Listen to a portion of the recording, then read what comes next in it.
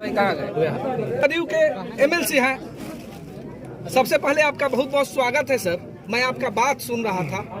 हमको एक सवाल का जवाब दे दीजिए कि आप लगातार क्षेत्र में रह रहे हैं और जनता से रूबरू, लोकसभा चुनाव लड़ने की तैयारी है क्या? नहीं, लोकसभा 2024 में चुनाव आना है और हमारी पार्टी लड़ेगी चुनाव जी।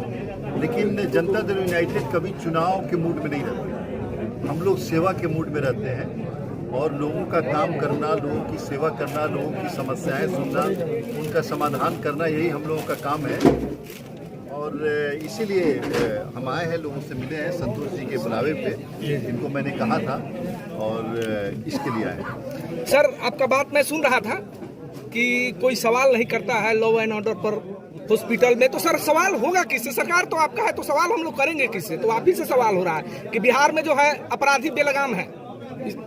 इस पर क्या कहना चाह रहे हैं सर? नहीं, देखिए, आप पूरे हिंदुस्तान का जो क्राइम रिपोर्ट आता है उसको देखिए, आपको अंदाज़ा होगा कि मध्य प्रदेश में क्राइम ज़्यादा है, आपको अंदाज़ा होगा कि आसाम में क्राइम ज़्यादा है, और बिहार का क्राइम रेट 2005 से पहले का देखिए और आज का देखिए, देश में सबसे नीचे स्तर पे आ गया क्राइम रेट बिहार में। जहां इंसान होगा क्राइम होता है, और हम लोग जीरो टॉलरेंस रखें। कोई भी क्रिमिनल हो, चाहे कितना बड़ा क्यों ना हो, हम लोग उसको छोड़ते नहीं है। हमारी सरकार नहीं छोड़ती है, हमारी पुलिस नहीं छोड़ती है, और हम लोग कोशिश कर रहे हैं कि समाज में रहने वाले सभी वर्ग को सुरक्षा मिले। व्यापारी हो, चाहे किसान हो, चाहे नौजवान हो, सबको सुरक्षा मिले, और देने की कोशिश कर रहे हैं। सर लगातार एक खबर चल रही है कि जदयू के अध्यक्ष लालन सिंह इस्तीफा देने जा रहे हैं सर, इस पर क्या कहना चाहिए? नहीं, ये तो इंटरनल मामला है। इस्तीफा देंगे नहीं देंगे ये तो उनको तय करना है।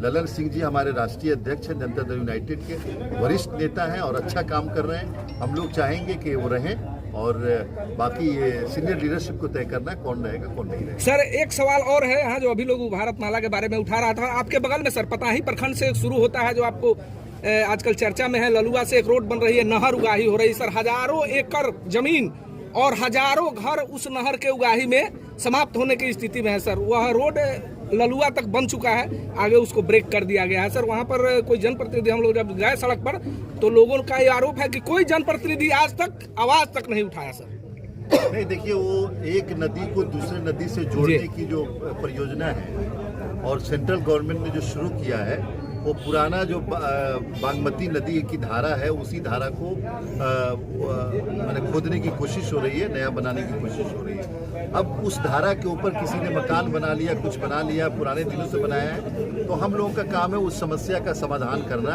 और संजय झा जी माननीय मंत्री हैं, उनसे बात हुई है, जनप्रतिनिधि भी गए हैं वहाँ पे, और डीएम साहब से भी बात हुई है।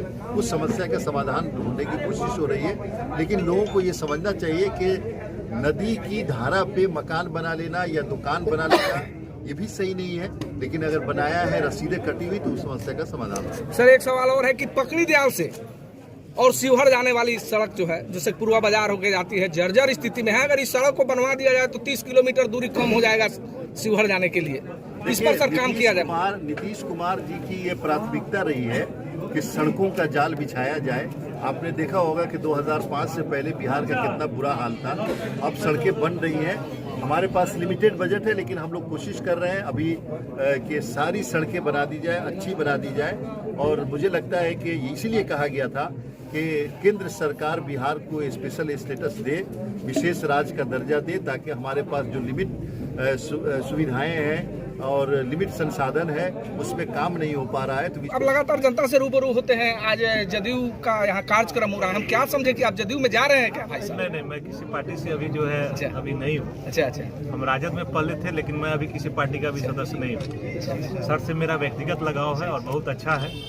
तो और स्वाभाविक है, अगर हम जनप्रतिनिधि हैं तो सरकार के लिए ही काम कर रहे हैं। हम तो जिला परिषद सदस्य हैं, पंचायती राज से हम जुड़े हुए हैं, तो हम तो सरकार के ही अंग हैं और सरकार के लिए ही काम कर रहे हैं। कहीं ना कहीं सरकार के दिशा निर्देश को ही हम लोग को फॉलो करना है और उसी के अनुरूप हम लोग को काम करना है। तो माननीय डॉक्टर खालिद अनवर साहब से मेरा व्यक्तिगत रूप से बड़े भाई की तरह बहुत अच्छी रिश्ता है, और इनके लिए मैं तन मन धन से काम कर रहा हूँ। और ये जहाँ कहेंगे वहाँ जो है मैं व्यक्तिगत तौर पर और पूरे अपने समाज से जो है आग्रह करते हैं, जो भी लोग यहाँ आए हुए थे वो सभी लोग सहयोग में जो है